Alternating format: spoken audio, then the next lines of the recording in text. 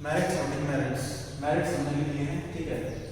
Administrative autonomy, administrative autonomy का मतलब क्या होता है ये समझिए कि जितने भी एडमिनिस्ट्रेशन यानी हर एक डिपार्टमेंट का, हर एक ऑर्गेनाइजेशन का जो एडमिन ब्लॉक बोलते हैं उसका, उसमें जितने भी डिसीजन होते हैं ऑटोनॉमी यानी खुद से जितने भी उसमें डिसीजंस बनते हैं कि हमें क्या प्रोडक्शन करना है, क्या हमारा प्रॉफिट लेवल होगा, क्या हमारा न्यू प्रोडक्ट होगा, क्या हमारा एम्प्लॉयमेंट जनरेशन होगा, वो सब डिसीजन जो पब्लिक कॉरपोरेशन है, ठीक है, वो खुद लेते हैं।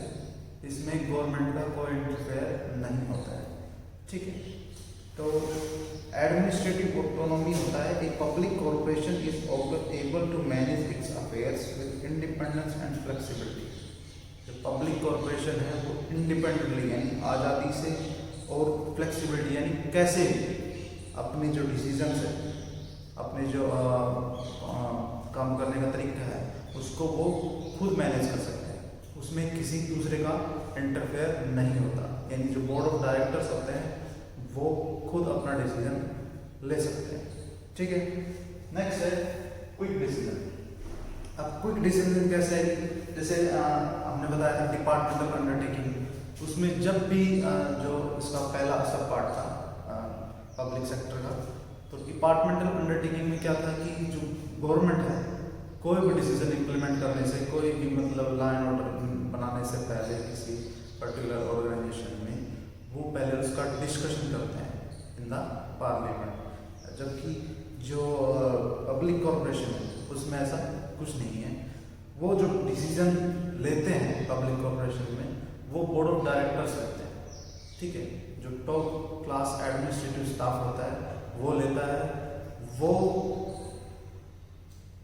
तो इसलिए जो गैप्स हैं यानी एक डिसीजन लेने में, जैसे हमें डिस्कशन करना है ऑन द वन प्लेस, सब हम बैठ के तुरंत एक डिसीजन ले सकते हैं, ठीक है।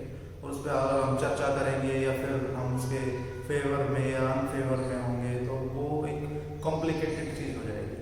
तो इसके लिए ना पब्लिक कॉरपोरेशन है उसमें जो डिसीजन है वो बहुत ही क्विकली लिया जाता है for the favour of its customer और for the interest of general public. A public corporation is relatively free from red tapism. Red tapism का मतलब होता है कि भाई किसी भी बाधा से मुक्त होता है, यानी कोई इसमें बाधा कुछ नहीं होती, ये बिल्कुल फ्री होता है। As there is less file work, और जो फाइल वर्क है कोई भी डिसीजन लेने के लिए, या कि भी पहले मीटिंग बुलाओ, फिर कोई ऑर्डर है या उनको सबके हस्ताक्षर करवाओ, साइन करवाओ, तब उसके बाद जो CEO है, चीफ एग्जीक्यूटिव ऑफिसर्स, उनके ऑथराइज करवाओ, फिर जो नॉर्मल जो सबऑर्डिनेट्स हैं या जो जूनियर मैनेजर्स हैं उनके साइन करवाओ, तब जाके वो डिसीजन इम्प्लीमेंट होता है ना। ऐसा कुछ नहीं है, इसमें जो पेपर वर्क है वो कम होता है। कोई भी डिसीजन लेने से पहले वही पर डिस्कशन करते हैं और दैट्स इट, यानी पेपर पे उसकी ऑन द रिटर्न कोई जरूरत नहीं है, ठीक है। As there is less file work, और जो फाइल वर्क है वो बहुत ही कम होता है, एंड लेस फॉर्मेलिटी, और जो फॉर्मेलिटीज़ हैं वो भी कम होती हैं। To completed before taking decision, जो कि करनी पड़ती है पूरी डिसीजन लेने से पहले। तो यानी जो पेपर वर्क है और जो अदर फॉर्मेलिटीज़ हैं उनको पूरा करने से पहले जो भी डिसीजन वो लेना चाहें वो ले सकते हैं। तो ऐसा कोई कंपल्सरी नहीं है कि भाई आप फॉर्मेलिटीज़ हैं जो भी पेपर वर्क है उसको पूरा कीजिए। नेक्स्ट आ रहा है सर्विस मोटिव। सर्विस मोटिव जैसे कि हम देख रहे हैं कि भाई नाम में ही पब्लिक है, ठीक है।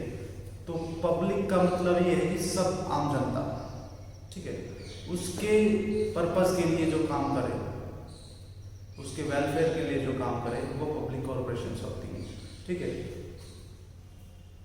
तो जो इसका मुख्य उद्देश्य होता है वो क्या होता है कि भाई जो आम जनता है, जो आम पब्लिक है, उसको सर्विस प्रोवाइड करवाना, ना कि उससे मोटा प्रॉफिट लेना या फिर उसको जो उसके जो ह्यूमन राइट्स हैं उसको करना, स्पॉइल करना, या फिर जो ह्यूमन रिसोर्स नेचुरल रिसोर्स हैं उनको स्पॉइल करना। ऐसा इसका कुछ उद्देश्य नहीं है। इसका एक मुख्य उद्देश्य होता है कि भाई अच्छी क्वालिटी और अच्छी सर्विस प्रोवाइड करवाना। The activities of public corporation are discussed in Parliament. ठीक है। तो जो सर्विस होते हैं हम पढ़ते हैं, तो the activities of public corporation, जितने भी पब्लिक कॉरपोरेशन हैं उनकी जो एक्टिविटीज़ हैं वो डिस्कस की जाती हैं कहाँ पे, पार्लियामेंट में। These ensures protection of public interest, और ये जो है वो किसको बचाती हैं, जो पब्लिक इंटरेस्ट है यानी जो आम जनता है उसका जो इंटरेस्ट है उसको फेवर में रखते हुए ये उसकी प्रोटेक्शन करता है। ठीक है, यानी जो पब्लिक कॉरपोरेशन है वो कुछ ऐसा इंट्रोड्यूस, ऐसा कोई प्रोडक्ट नहीं बनाते जो पब्लिक इंटरेस्ट यानी पब्लिक की जो रुचि है उससे बाहर हो, यानी जो पब्लिक की रुचि होगी, पब्लिक के अकॉर्डिंग जो वेलफेयर के लिए पब्लिक के लिए होगा वही वो प्रोडक्ट बनाते हैं। तो इसका इनका मुख्य उद्देश्य क्या होता है, सर्विस प्रोवाइड करवाना। और जो ये डिस्कशन है सर्विस का वो किसमें होता है, पार्लियामेंट में। ठीक है, efficient staff, the public corporation can have their own rules and regulations regarding remuneration and recruitment of employees। जैसा हमने पढ़ा था कि जो एक्ट है उसके अंडर जो पब्लिक कॉरपोरेशन है वो रजिस्टर्ड होती है। ठीक है, चाहे वो स्टेट हो या सेंट्रल हो, उसका जो लेजिस्लेचर है उसके अकॉर्डिंग उसका रजिस्ट्रेशन होता है और उसको कंट्रोल करते हैं। और जो पार्लियामेंट है उसमें जो एक्ट बनता है उसके अकॉर्डिंग वे काम करता है। तो जो इसके रूल्स एंड रेगुलेशन है, ठीक है, चाहे वो रिक्रूटमेंट को हो, चाहे वो सैलरी के लिए हो, चाहे वो वेजेस के लिए हो, चाहे वो प्रमोशन के लिए हो, वो कितने टाइम पे कब तक किसका क्या प्रमोशन करना है उसकी रिगार्डिंग हो, वो सब उस एक्ट के अंदर मेंशन होता है और उस एक्ट के अकॉर्डिंग ही ये काम करता है। So the public corporation can have their own rules and regulation regarding remuneration recruitment of employees को रोजगार देना, उनको रेमुनरेशन यानी उनको प्रोत्साहन राशि देना। ठीक है, वो सब रूल्स एंड रेगुलेशन बने हुए हैं एक्ट के अकॉर्डिंग। ठीक है, it can provide better facilities, और जो ये है पब्लिक कॉरपोरेशन को फैसिलिटीज़ प्रोवाइड करती है। ठीक है, और फैसिलिटीज़ इन द सेंस कि भी जितने भी, जैसे एक प्राइवेट सेक्टर में कोई कंपनी है, कॉरपोरेशन है, उसमें आप काम कर रहे हो। ठीक है, उसके अलावा एक पब्लिक कॉरपोरेशन है उसमें आप काम कर रहे हो, तो उनकी जो फैसिलिटीज़ हैं उनमें अलग से फैसिलिटीज़ दी जाती हैं जो एम्प्लॉयज़ हैं उनको, किसमें, पब्लिक सेक्टर की जो ऑर्गेनाइजेशंस होती हैं, पब्लिक कॉरपोरेशन जो होती हैं उनके अंदर। जैसे कि हम एग्जांपल लेते हैं, पब्लिक कॉरपोरेशन में जैसे चिल्ड्रन अलाउंस मिलता है, CA। ठीक है, CA होता है चिल्ड्रन अलाउंस, जिसके अंदर जो गवर्नमेंट एम्प्लॉयज़ हैं उनकी जो फीस है बच्चों की वो गवर्नमेंट देती है। सारी फीस नहीं देती, उन्होंने कुछ फिक्स किया हुआ है, वो फीस देती है गवर्नमेंट और ऑर्गेनाइजेशंस। ठीक है, और जो सपोज कीजिए कोई एम्प्लॉई है गवर्नमेंट ऑर्गेनाइजेशन में है, गवर्नमेंट पब्लिक सेक्टर की कंपनी उसमें काम कर रहा है, उसको कुछ मिस हैपनिंग हो जाती है, वो बीमार हो जाता है या कुछ, या फिर डेथ हो जाती है, तो उसके लिए वो क्या करते हैं कि जो हेल्थ का खर्चा है, जो भी एक्सपेंसेस हैं, वो सब गवर्नमेंट पे करती है। जबकि प्राइवेट सेक्टर में अगर आपका हेल्थ इंश्योरेंस आपने करवा रखा है तो ही आप उसमें कवर कर पाते हो हेल्थ इंश्योरेंस में उस डिजीज को। तो ये ना एक तरह से जो स्टाफ है इस तरीके से वो इफिशिएंट स्टाफ अपॉइंटमेंट कर सकते हैं जो कि बहुत ही मतलब इफिशिएंटली यानी बहुत ही अच्छे तरीके से काम करते हैं, क्योंकि उनको पता है कि अगर हम गवर्नमेंट सेक्टर में जाएंगे या गवर्नमेंट पब्लिक कॉरपोरेशन में काम करेंगे तो सीधी सी बात है हमें ये बेनिफिट्स तो मिलने ही वाले हैं, प्लस सैलरी मिलेगी अच्छी प्लस। तो जो अच्छे एम्प्लॉयज हैं, जो अच्छे लोग होते हैं वही वो हायर करते हैं और उन्हीं को वो ये सब बेनिफिट्स प्रोवाइड किए जाते हैं। ठीक है, नेक्स्ट है प्रोफेशनल मैनेजमेंट। प्रोफेशनल मैनेजमेंट मैंने बताया it's board of directors consist of business experts. जो इसके बोर्ड ऑफ डायरेक्टर्स होते हैं यानी जो टॉप क्लास मैनेजमेंट होता है वो बिजनेस एक्सपर्ट्स होते हैं। ठीक है, ऐसे नहीं कि किसी को भी बोर्ड ऑफ डायरेक्टर बना दिया। ठीक है, वो बिजनेस एक्सपर्ट्स होते हैं और जो उनका जो मैनेजमेंट करने का तरीका है वो बहुत ही ब्रिलियंट होता है। And also the representative of various groups such as labour, consumer nominated by the government. कुछ रिप्रेजेंटेटिव होते हैं बहुत सारे ग्रुप्स के, जैसे लेबर है, कंज्यूमर है, वो नॉमिनेट किए जाते हैं किसके द्वारा, जो गवर्नमेंट है उसके द्वारा। ठीक है, तो ये हो गए मेरिट्स। अब आते हैं इसके demerits. Autonomy on paper only. ठीक है, अब मैंने बताया कि एडमिनिस्ट्रेटिव ऑटोनॉमी यानी वो अपने डिसीजन को लेते हैं, वो किसी किसी दूसरे का उसमें कोई इंटरफेयर नहीं होता, ये सिर्फ पेपर्स में होता है, ठीक है। पब्लिक ऑर्गेनाइजेशन है, पब्लिक सेक्टर की एंटरप्राइज है, पब्लिक कंपनी है, तो वो उसमें जो इंटरफेयर है यानी जो सरकार की कंट्रोल जो भी ऑर्गेनाइजेशन है उसमें ऐसा हो सकता है कि गवर्नमेंट का इंटरफेयर ना हो, डेफिनेटली होता है, गवर्नमेंट का इंटरफेयर होता ही होता है। जैसे कि एम्प्लॉयमेंट में रिगार्डिंग ले लो आप, भाई कोई MP या उसका या MLA का कोई नॉन है, ठीक है, तो उसका अपॉइंटमेंट दे देते हैं, उसका एम्प्लॉयमेंट दे देते हैं, उसको रोजगार दे देते हैं कि एक एम्प्लॉय है, एक MP है, आप उसके पास गए, आपका नॉन है, तो वो आपको उस पब्लिक सेक्टर एंटरप्राइजेज में अच्छी खासी पोस्ट दिला सकता है, ठीक है।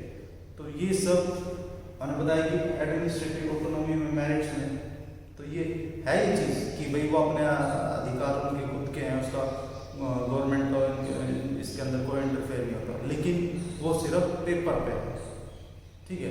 जो हकीकत है वो ये है कि जो गवर्नमेंट है वो पब्लिक सेक्टर एंटरप्राइजेज में इंटरफेयर करते ही करते हैं, चाहे वो किसी की गवर्नमेंट हो, चाहे BJP की गवर्नमेंट हो, कांग्रेस की हो या किसी भी अन्य दल की गवर्नमेंट हो, वो इंटरफेयर करते ही करते हैं, ठीक है। तो सिर्फ पेपर के ऊपर ही उनका ऑटोनॉमी होता है, एक्चुअल में नहीं होता, ठीक है।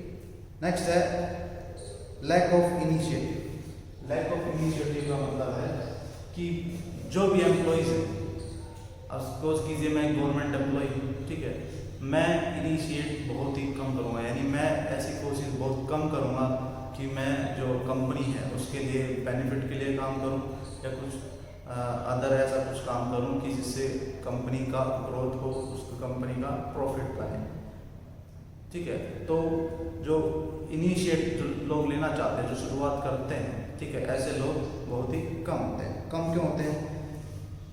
Public corporation do not have face any competition. जो पब्लिक सेक्टर एंटरप्राइजेज हैं वो किसी भी तरह का कंपटीशन नहीं झेलते। जैसे SBI एक पब्लिक कॉर्पोरेशन है, उसको किसी से कोई कंपटीशन नहीं है, ठीक है। उसके जो ग्राहक हैं वो हैं एयर इंडिया है, ठीक है, इंडियन एयरलाइंस है, वो उनका किसी के साथ कोई कंपटीशन नहीं है। अगर वो लॉस में जा रही है तो जाए, प्रॉफिट में जा रही है तो जाए, कोई उसका लेने देने वाला नहीं है, कोई उसको पूछने वाला नहीं है, ठीक है। गवर्नमेंट जो है वो उसका जो डेप्ट है उसको वो अपने बजट से देख के उसको चला रहे हैं, ठीक है। And are not guided by profit motive, और उनको जो है वो गाइड नहीं किया जाता कि भी आपको प्रॉफिट बनाना है इस कंपनी के लिए, ठीक है। So the employ do not take initiative to increase the profit. इसलिए जो एम्प्लॉयज़ हैं या फिर जो भी उसके बोर्ड ऑफ डायरेक्टर्स हैं वो इनिशिएट नहीं करते, वो शुरुआत नहीं करते, वो ऐसा स्टेप नहीं उठाते कि भाई जो कंपनी है उसका प्रॉफिट बने।